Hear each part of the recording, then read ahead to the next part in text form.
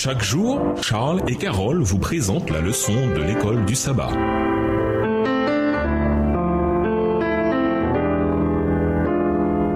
Bienvenue dans votre émission Dieu nous parle. Nous voyageons de jeudi, les bienfaits d'une vie de droiture. Lisons Somme 1, les versets 1 à 3, Somme 112, les versets 1 à 9 et Somme 128. Quelles sont les bénédictions promises à ceux qui craignent l'Éternel? Psaume 1, les versets 1 à 3. Heureux l'homme qui ne marche pas selon le conseil des méchants, qui ne s'arrête pas sur la voie des pécheurs et qui ne s'assied pas en compagnie des moqueurs, mais qui trouve son plaisir dans la loi de l'Éternel et qui la médite jour et nuit. Il est comme un arbre planté près d'un courant d'eau qui donne son fruit en sa saison et dont le feuillage ne se flétrit point. Tout ce qu'il fait lui réussit. Somme 112, versets 1 à 9. Louez l'Éternel, heureux l'homme qui craint l'Éternel, qui trouve un grand plaisir à ses commandements. Sa postérité sera puissante sur la terre, la génération des hommes droits sera bénie. Il a dans sa maison bien-être et richesse, et sa justice subsiste à jamais. La lumière se lève dans les ténèbres pour les hommes droits, pour celui qui est miséricordieux, compatissant et juste. Heureux l'homme qui exerce sa miséricorde et qui prête, qui règle ses actions d'après la justice. Verset 6. Car il ne chancelle jamais, la mémoire du juste dure toujours. Il ne craint point les mauvaises nouvelles, son cœur est ferme, confiant en l'Éternel. Son cœur est affermi, il n'a point de crainte, jusqu'à ce qu'il mette son plaisir à regarder ses adversaires. Il fait des largesses, il donne aux indigents, sa justice subsiste à jamais, sa tête s'élève avec gloire. Somme 128, Cantique des degrés, heureux tout homme qui craint l'Éternel, qui marche dans ses voies. Tu jouis alors du travail de tes mains, tu es heureux, tu prospères. Ta femme est comme une vigne féconde dans l'intérieur de ta maison. Tes fils sont comme des plants d'olivier autour de ta table. C'est ainsi qu'est béni l'homme qui craint l'Éternel. L'Éternel te bénira de Sion, et tu verras le bonheur de Jérusalem tous les jours de ta vie. Tu verras les fils de tes fils, que la paix soit sur Israël. Parmi les nombreuses bénédictions promises à ceux qui craignent l'Éternel, la paix est peut-être l'une des plus importantes. Le psaume 1 dépeint les justes en les comparant à un arbre planté près d'un courant d'eau qui donne ses fruits en sa saison et dont le feuillage ne se flétrit point. Psaume 1, le verset 3, Jérémie 17, les versets 7 et 8, Ézéchiel 47, le verset 12. Cette comparaison identifie la source de toutes les bénédictions, à savoir le fait de demeurer en présence de Dieu dans son sanctuaire et de jouir d'une relation ininterrompue et pleine d'amour avec lui. Contrairement aux méchants, qui sont décrits comme de l'ivraie, sans stabilité, sans place et sans avenir, les justes sont comme un arbre fructueux avec des racines, une place près de Dieu et la vie éternelle. Le psaume 128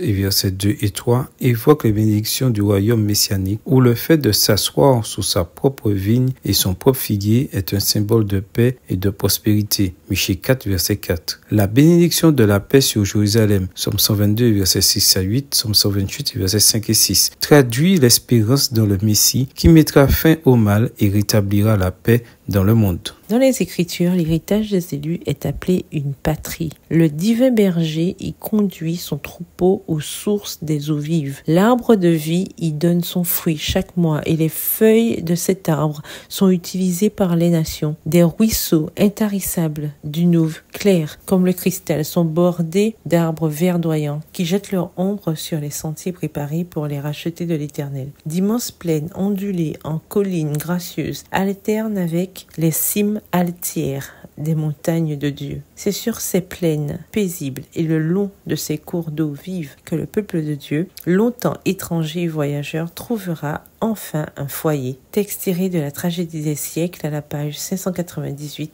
livre écrit par Ellen G. White. Le Nouveau Testament décrit l'accomplissement de cette espérance au second avènement de Christ et la création de monde nouveau. Matthieu 26, verset 29, Apocalypse 21. Par conséquent, si les justes reçoivent de nombreuses bénédictions dans cette vie, la plénitude de la faveur de Dieu les attend lorsque le royaume de Dieu sera pleinement restauré à la fin des temps. Pourquoi la croix et ce qui s'y était passé est-elle la garantie des promesses que l'on trouve dans le Nouveau Testament sur ce que Dieu nous réserve? Comment pouvons-nous être réconfortés par ces promesses même aujourd'hui? Au revoir. Et à demain si Dieu veut.